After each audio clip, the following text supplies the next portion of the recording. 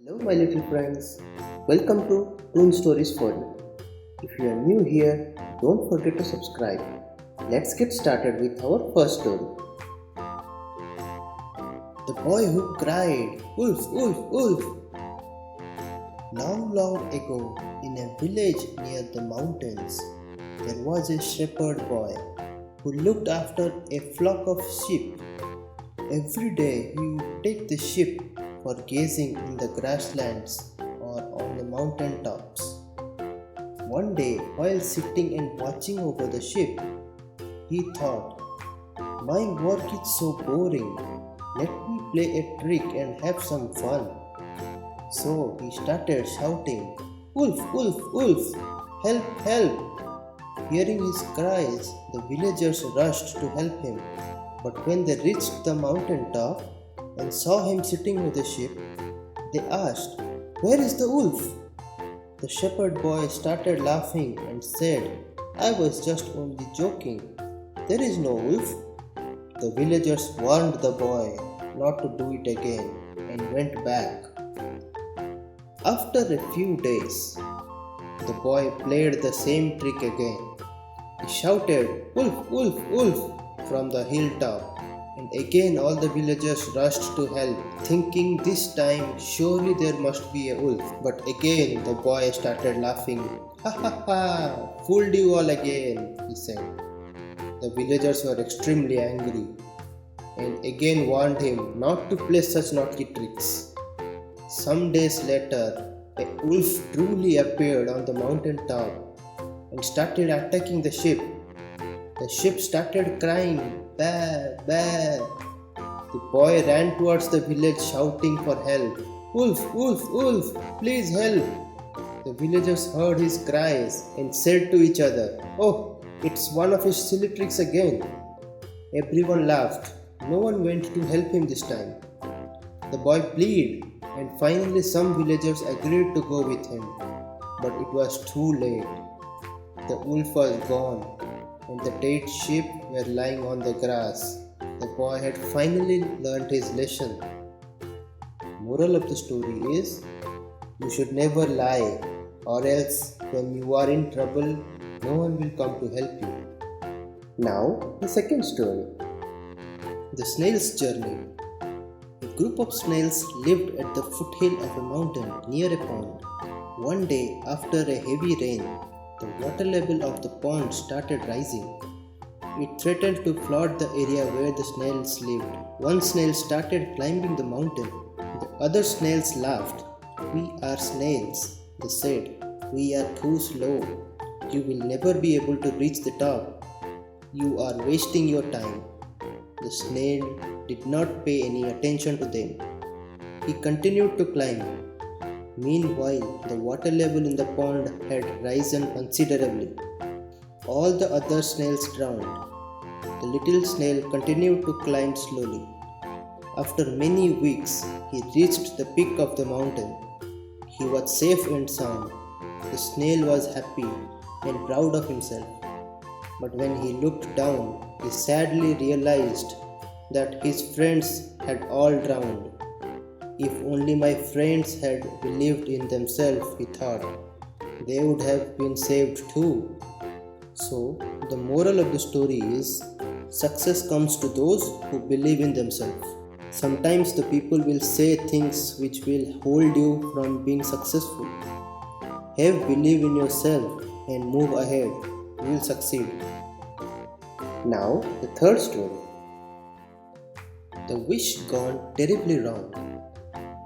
It was Harry's birthday. He had got many gifts, but he wanted more. He curled up on the floor and started crying. A genie was passing by who felt sorry for him. He granted him one wish. I wish for all the fanciest toys in the world, Harry said. Harry showed off his new toys to everyone. Soon the whole town knew about his toys. Thieves got the news and soon began their work. Every night, some of Harry's things got stolen. One morning, when he woke up to see that his house was empty, He not only lost his new toys but his old ones too. So, the moral of the story is if you ask for more, you will invite trouble with it too. So, be happy with what you have. Now, the fourth story, Julia and the Snake. One evening, Julia was playing in her garden when she saw a snake. She was about to run away, but she noticed that the snake wasn't moving. At first, Julia thought it was dead, but then she realized that it was so weak, couldn't even move.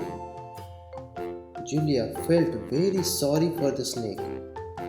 She knew there are few eggs in the fridge, so she immediately went and brought the eggs which she kept near the snake so that it could eat.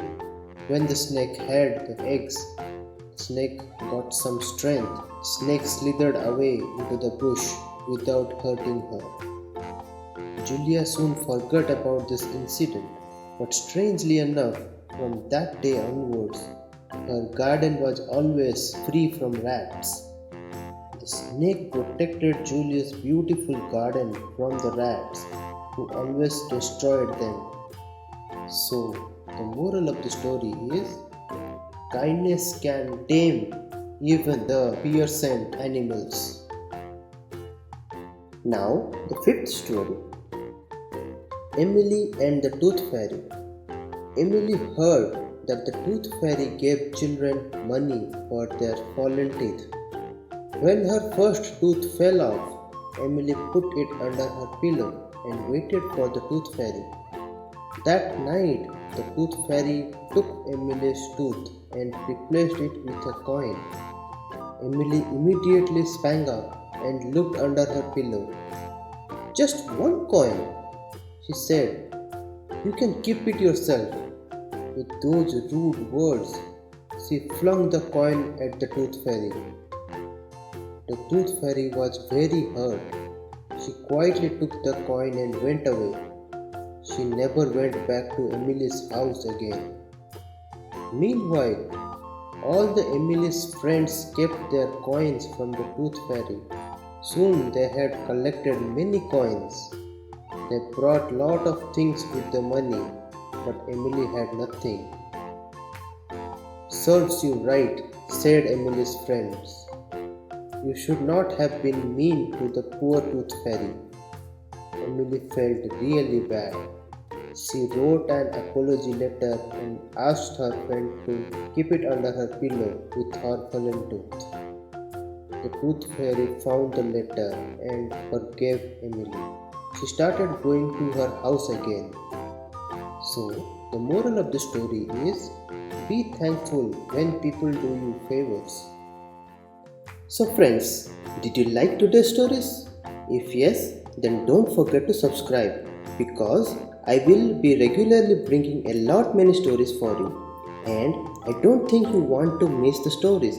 So please click the red subscribe button below. See you all in the next video. Till then, bye bye.